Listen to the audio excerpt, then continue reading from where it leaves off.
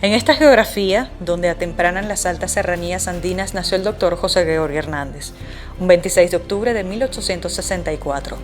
Por los alrededores de esta casa jugaba con carritos hechos de carretes de hilo, el segundo de 7 hermanos del matrimonio de Benigno Hernández y Josefa Cisneros. Su padre le formó en el estricto cumplimiento de sus obligaciones y deberes en la prudencia y la justicia. Su madre le llevaba a misa frecuentemente, así como a los oficios y visita a los enfermos. Allí forjó su personalidad y su sensibilidad.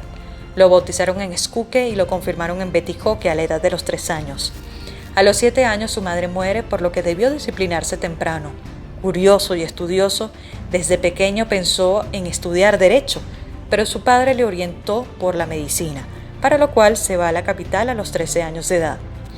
A Esnotú volvió 10 años después, graduado de médico, para servir a los más necesitados. Al joven José Gregorio le gustaba la música y aprende a tocar los acordes del piano. En el Colegio Villegas se destaca como buen estudiante y lo nombran inspector de disciplina y preparador de aritmética. En 1882 obtiene el título de bachiller en filosofía. Lee a los autores clásicos. En septiembre de ese mismo año comienza a estudiar medicina en la Universidad Central de Venezuela, ganando el premio como mejor estudiante en varias ocasiones. Daba clases particulares para ayudarse económicamente. José Gregorio tocaba el violín y le gustaba bailar, además de confeccionar su propia ropa. En junio de 1888 se graduó de médico.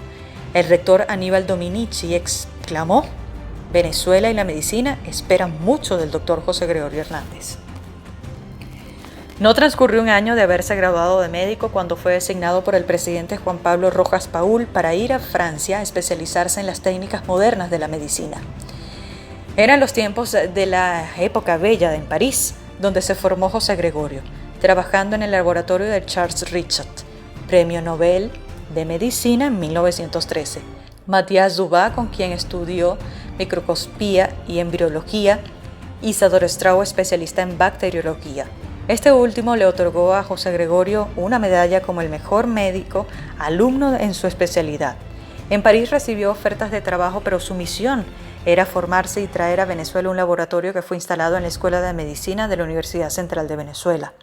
Comenzó entonces en 1891 con José Gregorio Hernández a la cabeza una pedagogía científica de la medicina, que incluyeron pruebas de laboratorio y experimentación.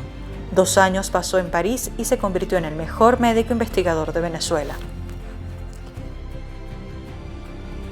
Caracas lo abrigó con respeto y admiración. Con el sol se levantaba para ir a misa temprano, visitar a los enfermos, pasar por la Tercera Orden Franciscana Seglar, a la cual se congregó en 1899, y dar clases en la universidad, donde era catedrático en histología y bacteriología.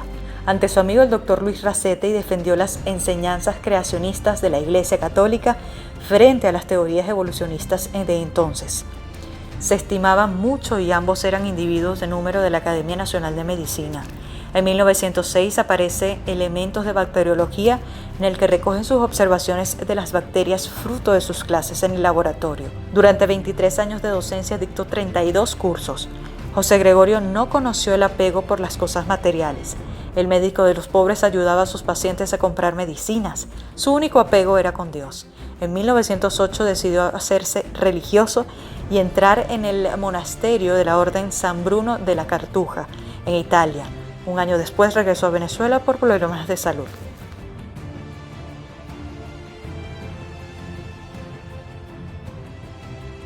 Llevó una vida de monje, fue fundador del Centro Católico y ayudó a sacerdotes a preparar las homilías de Semana Santa.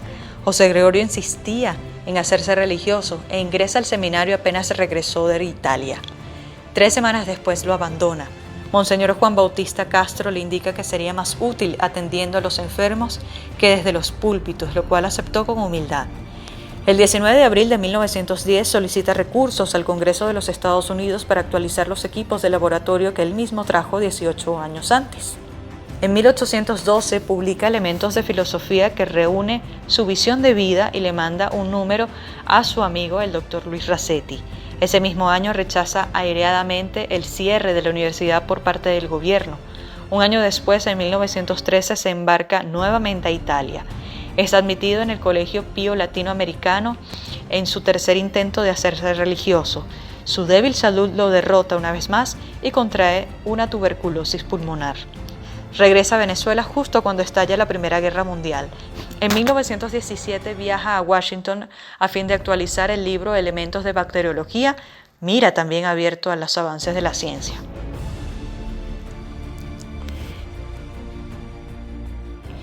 En Nueva York se manda a hacer este retrato que da origen a toda su iconografía, mirada serena y traje oscuro impecable como siempre. Tras renovar sus prácticas de laboratorio regresa a Caracas y en 1918 se desata la llamada gripe española que hace estragos en el mundo. José Gregorio era el hombre más versado en bacteriología y su trabajo es clave para diagnosticar, aislar y tratar a los pacientes. Pasada la crisis retoma sus consultas y visitas a enfermos.